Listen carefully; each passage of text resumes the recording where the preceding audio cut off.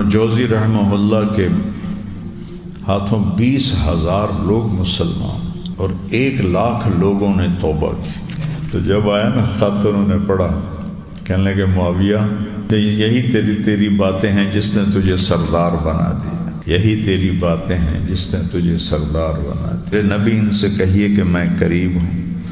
وہ یہاں اللہ نے اپنے نبی کو بیچ میں سے ہٹا دیا، کہا میرے محبوب ان کا میرے بارے میں پوچھنا مجھے اتنا اچھا لگا ہے، آپ پیچھے ہٹ جائیں، میں خود جواب دوں گا۔ میرے بندے میں حاضر ہوں، فإنی قریب، میں حاضر ہوں۔ سبحان اللہ نے بنو اسرائیل کے بارے میں فرمایا کہ ہم نے انہیں امامت بخش، لیکن جب وہ نافرمان ہوئے، یہ واحد قوم ہے بنو اسرائیل جنہوں نے نبیوں کو قتل کیا۔ میں نے سورہ بقرہ کا تفصیل تو ہو ہی نہیں سکتی، اور آیات کا چناؤ وہ بھی بہت مشکل ہے، تو اس کا جو ایک مرکزی خیال اور اس کا جو ایک مقصد تھا وہ میں نے آپ کو بتایا تھا کہ اس میں اللہ نے جو 2 بڑی چیزیں بتائی ہیں کہ انسان کو اپنا خلیفہ بنایا،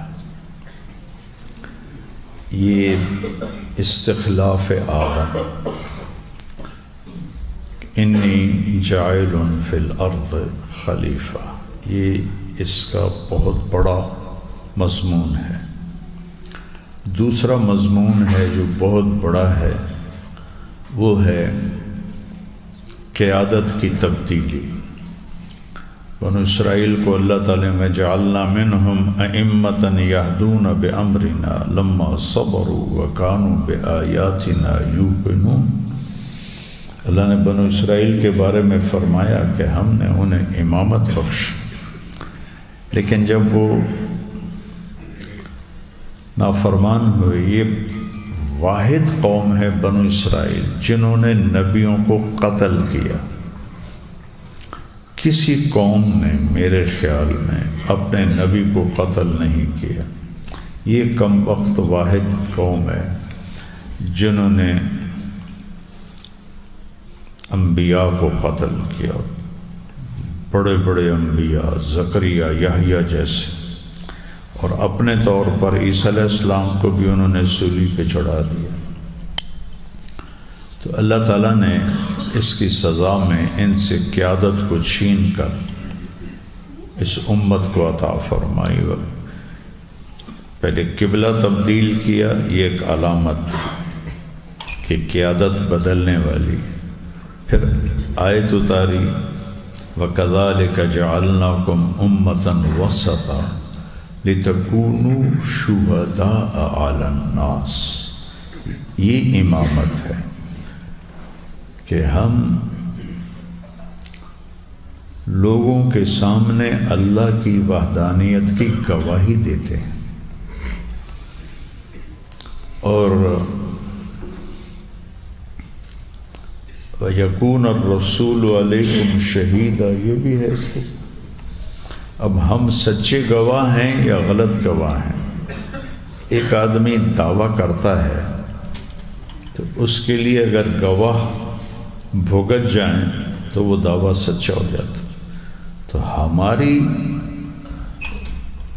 گواہی سچی ہے، اس پر اللہ نے اپنے نبی کو گواہ بنایا ہے، جن سے بڑا کوئی گواہ نہیں۔ تو ایک اس کی ذمہ داری کیا ہے؟ وہ آل عمران میں کنتم خیر امت اخرجت للناس، تمہیں نکالا گیا ہے لوگوں کے لیے، اخرجت للناس۔ کیا ذمہ داری ہے؟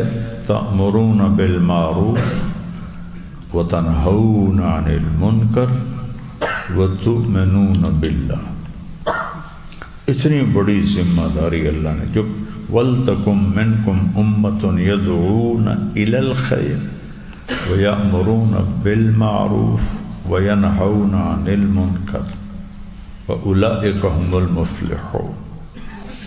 اس بھولے بسرے سبق کو مولانا الیاس صاحب نے زندہ کیا۔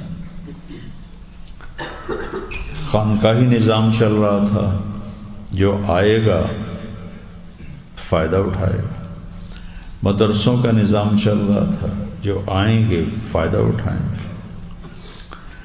واعظ و نصیحت کے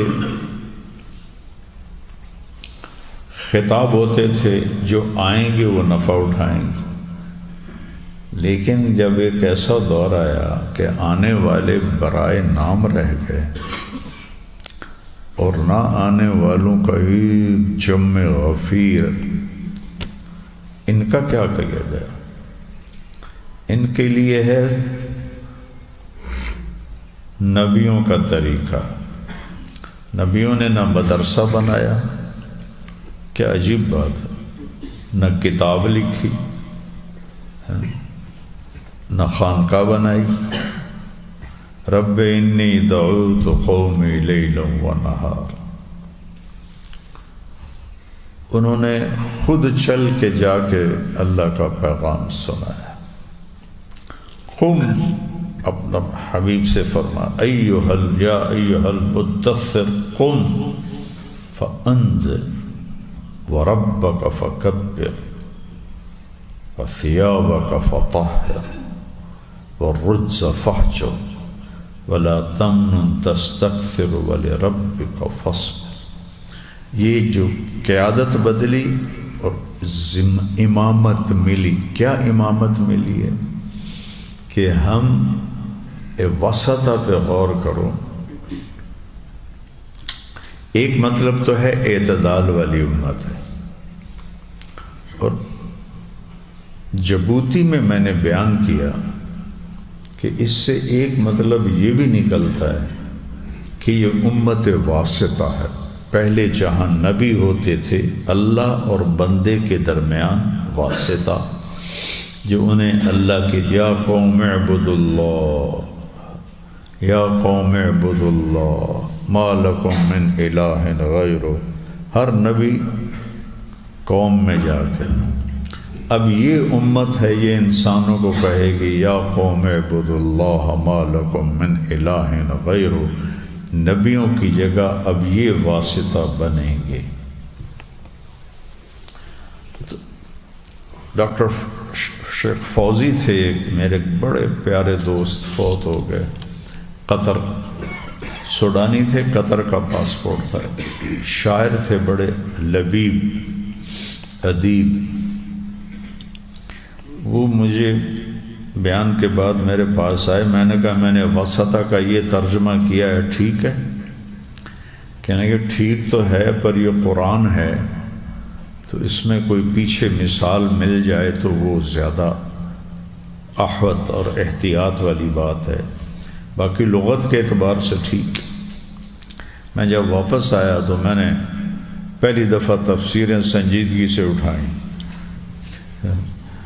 تو مجھے تو کسی تفسیر میں ملا نہیں، تو وہ جو پہلی تفسیر ہے تفسیر طبری،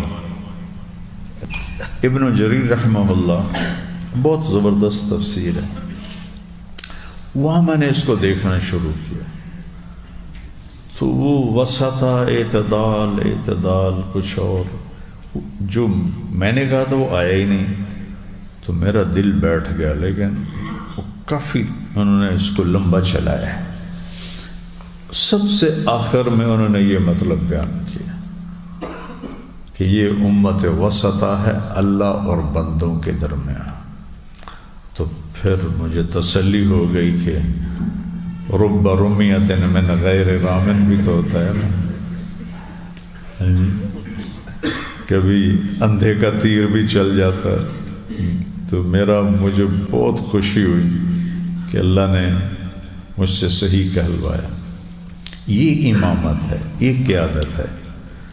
یہ بیچ میں پھر جب حکومتیں آئیں تو سیاست چھا گئی، آپس کی لڑائیاں شروع ہو گئیں، اور یہ قیادت و امامت بھول گئی۔ علماء اپنے طور پر، ایسا نہیں کہ کبھی دعوت مٹی ہو، اس زمانے کے علماء، آج کے وہ وسائل ہی نہیں تھے کہ وہ ایک جگہ بیٹھ جائیں، لوگ آئیں، انہیں چل کے دعوت دینی ہوتی تھی۔ تو ابن جوزی رحمہ اللہ کے ہاتھوں 20,000 لوگ مسلمان اور 1,00,000 لوگوں نے توبہ کی۔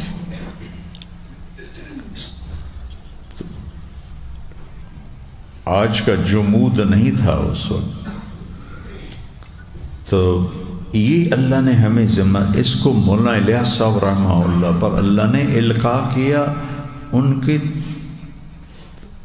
بس کی بات ہی نہیں تھی کہ وہ ایک نئی چیز کو اس طرح لے کر آئیں، تو اللہ کی طرف سے القاء ہوا، الہام ہوا، خواب ہوا۔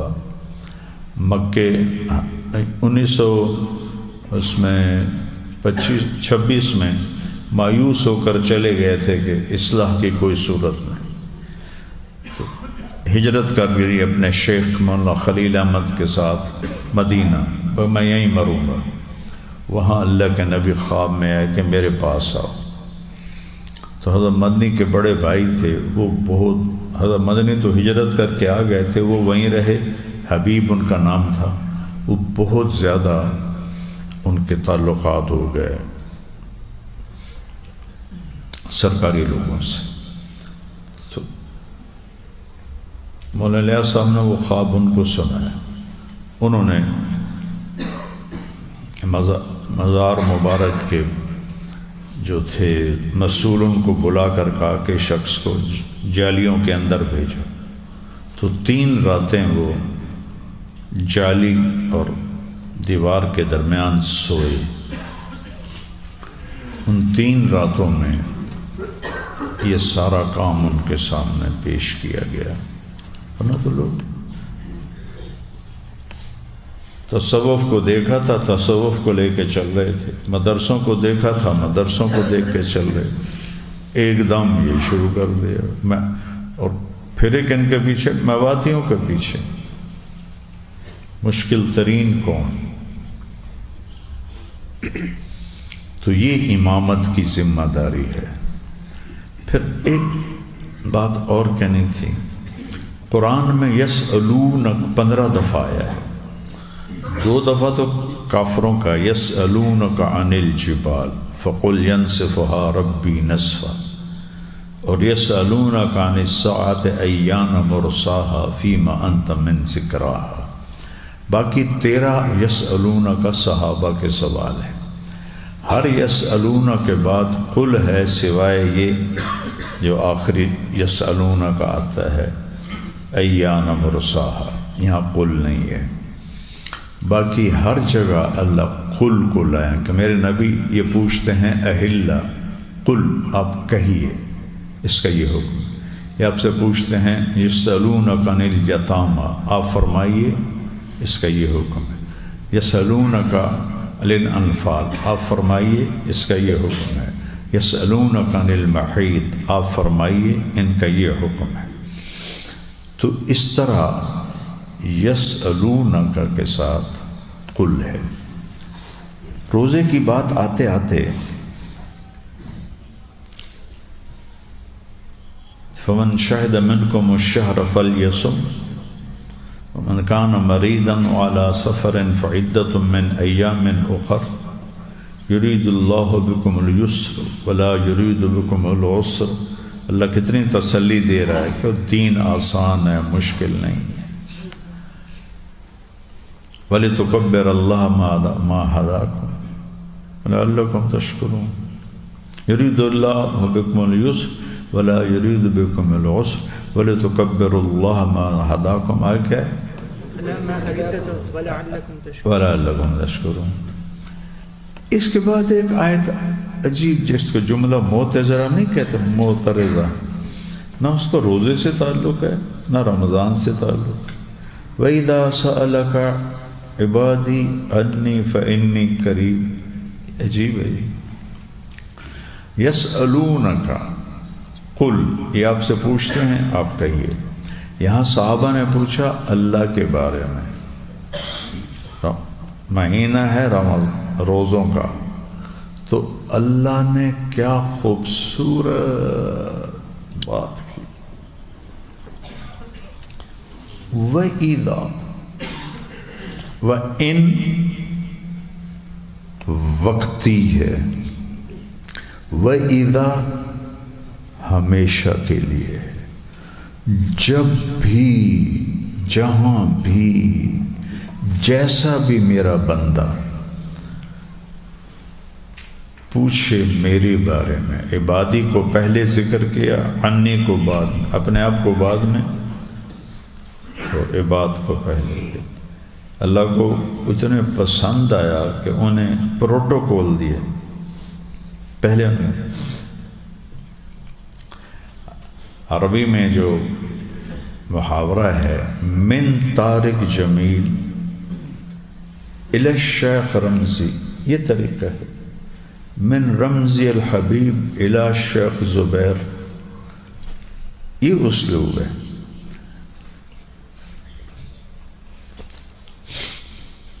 جب کسی کو عزت دینی ہوتی ہے تو اس کو پہلے ذکر کرتے ہیں، اپنے آپ کو بعد میں۔ جب سالاران لشکر اللہ کے نبی کے زمانے میں جہاد ہو رہا تھا، تو جب خط لکھتے تھے اللہ کے نبی تو من خالد بن الولید الی رسول اللہ نہیں ہوتا تھا، الی رسول اللہ من خالد بن الولید یہ ہوتا تھا۔ اسی پر تو کسرا نے خط پھاڑا، یہ کون ہے، اپنا نام پہلے لکھ دے، من عبداللہ محمد الرسول اللہ، میرا نام بعد میں لکھتا ہے۔ اس نے آگے سنا ہی نہیں، خط پکڑ کے پھاڑ کے پھینک دیا۔ اور حیثیت کیا تھی اس کی نظروں میں؟ یمن میں اس کی حکومت تھی، وہاں کے حاکم کو کہا 2 سپاہی بھیجو اور اس کو پکڑ کے لاؤ، یہ حیثیت تھی اس کی۔ تو حضرت عبداللہ بن زبیر اور حضرت معاویہ رضی اللہ عنہما کی زمین کٹھی تھی، تو وہ جو بننا جس کو کہتے ہیں نا، وہ ایک تھا، وہ تو کبھی وہ ٹھیک کرتے آگے پیچھے ہو جاتا ہے، ہمارے بھی ہو جاتے ہیں، لوگوں کے ہمارے اندر آ جاتے ہیں، ہمارے ان کے اندر چل جاتے ہیں، کوئی جان بوجھ کے نہیں ہوتے، وہ اندازے سے ہوتا ہے۔ تو ان کے غلاموں نے جان بوجھ کے تو نہیں کیا ہوگا، غلطی سے وہ کافی اندر چلے گئے عبداللہ بن زبیر کے۔ تو انہوں نے اب حضرت معاویہ کو خط لکھا کہ تیرے غلام میری زمین پر قبضہ کر رہے ہیں، انہیں سمجھا لو کہ یہ زیادتی چھوڑ دیں، ورنہ میں تم سے نمٹ لوں گا۔ اب کہاں 90 لاکھ مربع میل کا حکمران اور کہاں ایک عام شہری، رتبے میں تو عبداللہ بہت اونچے تھے۔ معاویہ نے پڑھا تو یزید کو بلایا، کہا یہ خط پڑھو، نے پڑھا، کہا کیا جواب ہے؟ کہا جواب نہ دو، ایک فوجی دستہ بھیجو جو اسے زنجیروں میں باندھ کے لائے اور آپ کے سامنے پٹخ دے، اسے پتہ چلے کہ امیر المومنین سے بات کیسے ہوتی۔ کہ ٹھیک، میرے پاس اس سے اچھا جواب ہے۔ تو اب لکھنا تھا من عبداللہ امیر المومنین معاویہ ابن ابی سفیان، انہوں نے لکھا الی عبداللہ ابن الزبیر نہیں، الی ابن حواری الرسول۔ بہت حلیم ہستی تھے حضرت معاویہ رضی اللہ، بہت حلم تھا۔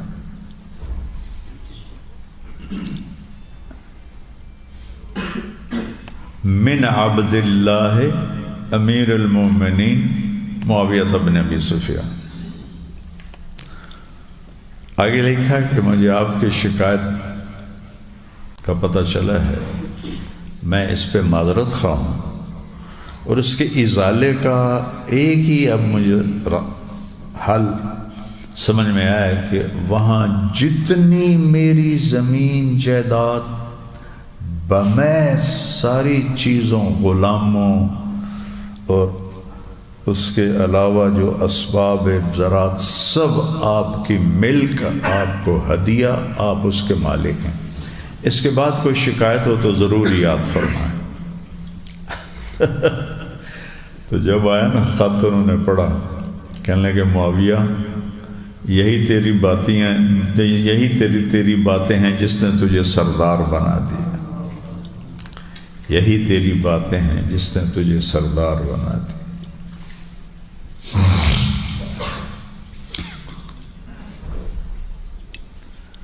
تو وَإِذَا سَأَلَكَ عَنِّي نہیں عبادی عنی، ایک تو یہ اللہ نے آپ کو کتنی عزت دی، دوسرا ہے قُلْ إِنِّي قریب، میرے نبی ان سے کہیے کہ میں قریب ہوں۔ وہ یہاں اللہ نے اپنے نبی کو بیچ میں سے ہٹا دیا، کہا میرے محبوب ان کا میرے بارے میں پوچھنا مجھے اتنا اچھا لگا ہے، آپ پیچھے ہٹ جائیں، میں خود جواب دوں گا۔ میرے بندے میں حاضر ہوں، فإنی قریب، میں حاضر ہوں۔ سبحان اللہ، میں موجود ہوں، فإنی قریب، میں تیری قریب ہوں۔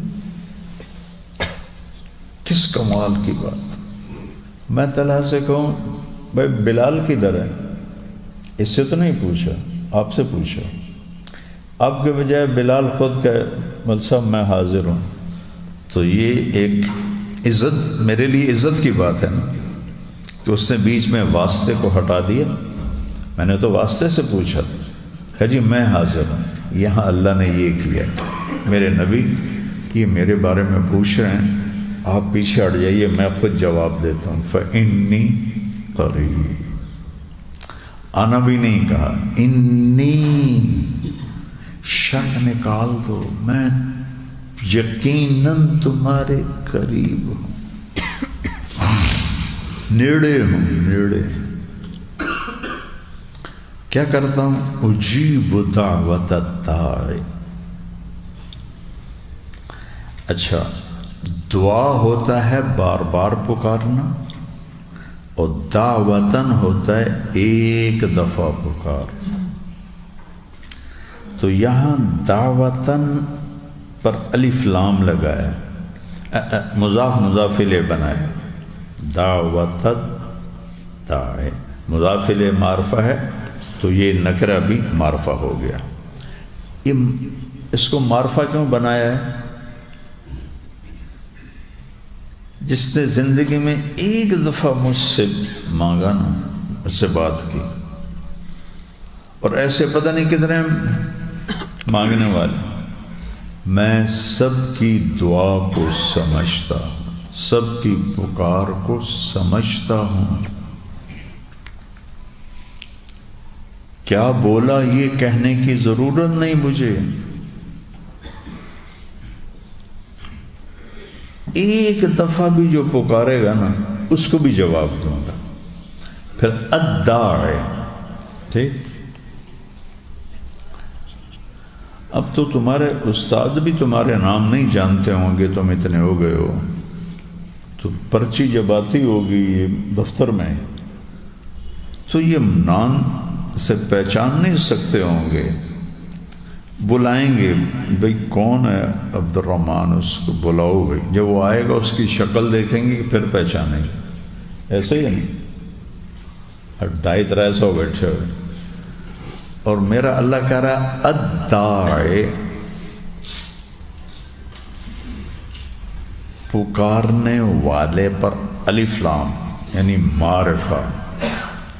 معرفہ کا مطلب ہے کہ میں پکارنے والے کو بھی جانتا ہوں، اس کی پکار کو بھی جانتا ہوں۔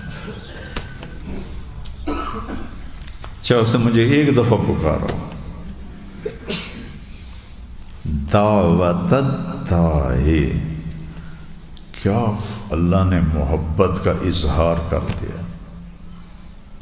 ساری زندگی نہ پکارے، اور ایک دفعہ کہے یا اللہ تو اللہ کہتا میں تمہیں جانتا ہوں.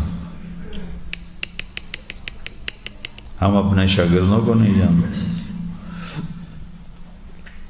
ہمارا ایک نوکر تھا چاچا غلام محمد جلاحہ تھا، تو اس کے رات کو کوئی بچہ نہیں ہوتا تھا تو بیگم سے کہتا تھا ایک پتر خسدہ پیار، یعنی نظر نہیں آ رہا ہے، نام نہیں یاد ہوتا تھا اس کو. اپنے بچوں 5-6 بچے تھے، ان کے نام یاد نہیں تھے اس کو. کوئی نہیں اپنی چکی دے گیا. اور اللہ 7 ارب تو آ جائیں، خربوں پہلے ہیں، پچھا تھا ہوں 7 ارب نہیں ہم دے، ٹائم تھوڑا ہی ہے.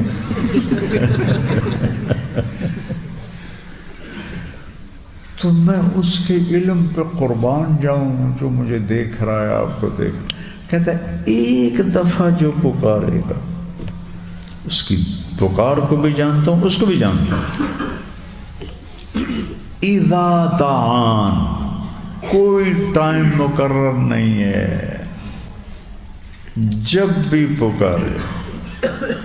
اب ملنے والے میرے اتنے ہوتے ہیں کہ میں نے پرچی لگا دی، بھی جو آئے اس سے لکھواؤ کون ہے، کہاں سے آیا، پرچی اندر بھیجو، میں دیکھوں گا، اگر کوئی ہوا میرا جاننے والا تو ملوں گا، نہیں ہوگا تو معافی مانگ لوں گا. چونکہ اکثر 99% سائل ہوتے ہیں، ملنے والے نہیں ہوتے، ضرورت مند ہوتے ہیں. اور میرا دل ہے کہ جو آئے اس کو خالی نہ بھیجوں. لیکن قلت لا اجد ما احملکم علیہ، کائنات کے سردار محمد مصطفیٰ کے پاس صحابہ آتے ہیں کہ ہم نے تبوک میں جانا ہے، اور وہ فرما رہے ہیں میرے پاس تو کچھ ہے نہیں، میں تمہیں کیا دوں. تو طارق جمیل گندگی کے کیڑے کی کیا مجال ہے. تو اکثر چونکہ وہ مانگنے والے ہوتے ہیں تو پھر میں باہر اندر سے ہی معذرت کر دیتا ہوں. تو میرا اللہ کہہ رہا ہے اذا دعان، جب پکارو گے، جس وقت پکارو گے، رات کو، دن میں، صبح میں، جس زبان میں پکارو گے.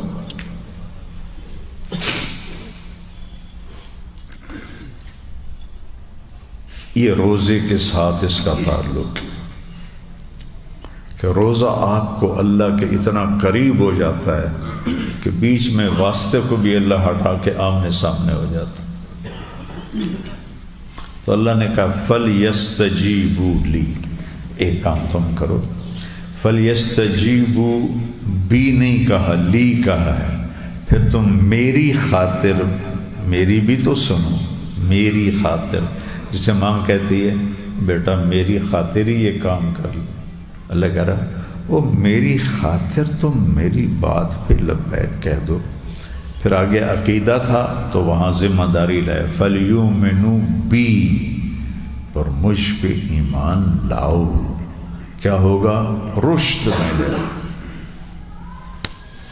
سیدھے مجھ تک پہنچو گے اور میں تمہارا ہاتھ پکڑ کے جنت میں پہنچا دوں.